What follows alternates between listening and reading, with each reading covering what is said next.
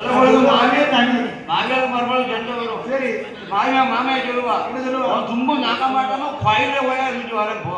கோயில போய் அழைக்க போனா அங்க வில்லுக்காரி பிடிச்சு கிடக்கும். இங்க வந்து உறக்க வருதா, உறக்க வருது, கள்ளிப்பாலை ஊத்துறதுக்கு எங்க வளர்ந்து வர கள்ளிப்பாலை வந்து இங்க வந்து அப்படி பேசுவோம். சரி, அப்போ காசிக்கு வருகிறார் ஒன்னம்பல பாண்டியன்.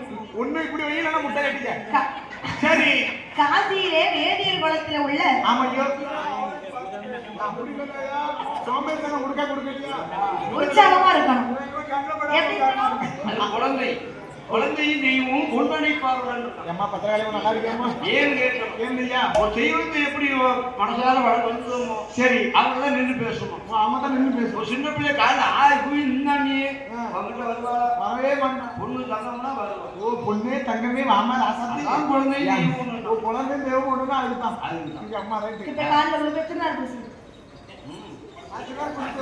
அப்புறம் எடுத்துட்டோமா நீ கப்பரை எடுத்து பார்த்தா நாளைக்கு அங்குடி போனா தவசி கிட்ட பெரிய கப்பரை எடுத்து ஒண்ணே இங்குடி போனா சாமியாட்ட சின்ன கப்பரை எடுத்து ஒண்ணே இருந்து தாத்தா தோளுக்கு இது வித்துறோம். அப்ப காசிக்கு வந்த ஒன்னம்பல பாண்டியன் காசியிலே வேதியர் குலத்துல உள்ள ஒரு நாட்டாமன். ஆமாமோய் அவருக்கு ஒரே ஒரு மகா.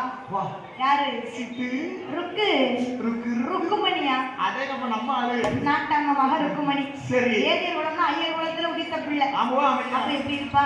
பிராமண கண்ணா இருக்கவ. பிராமண கண்ணு அம்சமா இருக்கா. எங்கப்பா பாலும் வேணும் நெய்யும் சாப்பிட்டு.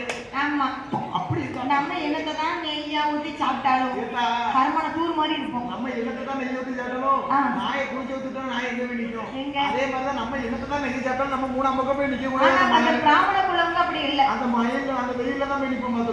அப்படிங்கும்போது நெய் சோறு சாப்பிட்டாலும் சரி பால் சோறு சாப்பிட்டாலும் சரி கருப்பு தான் அழகு காரம் தான் ருசி தான். நம்ம கருப்பாயிரும். அவன் அப்படி கிடையாது. வீட்டிலே சாப்பிட்டு சாப்பிட்டு தூங்குறவன் அவன் தூங்கி எந்திரிச்சாலும் அப்படி ஃப்ரெஷ்ஷா இருப்பான். ஃப்ரெஷ்ஷா ஹாப்பி மாதிரி. ஆமா சரி, அப்ப ஒரு நாளைய தினத்திலே ஆமாம்மா அந்த பொன்னம்பல பாண்டியன் காசிமா நன்னகரத்திலே வந்து பயணி காய்ச்சிக்கிட்டு இருக்கக்கூடிய நேரம். சரி, ஒரு நாளைய தினத்திலே ஆமையோ யார் வாரா? அப்ப என்ன வியாபாரம் ஓடுது நம்மகிட்ட? என்ன பயணி பயணி பயணி பயணி. ஏன்னா அண்ணன் தம்பி 7 பேருக்குமே என் தாய் பத்திரகாளியமா பணம் ஏற சொல்லி கொடுத்திருக்கா. தொழிலே நம்மகிட்ட என்னது? எங்க போனாலும் தன் தொழில கையில வச்சிருக்கணும். ஒண்ணு நம்ம பணம் மேல ஏறி பொழைக்கணும். ஆமா, இல்லன்னு சொன்னா நம்ம வியாபாரம் பார்த்து பொழைக்கணும்.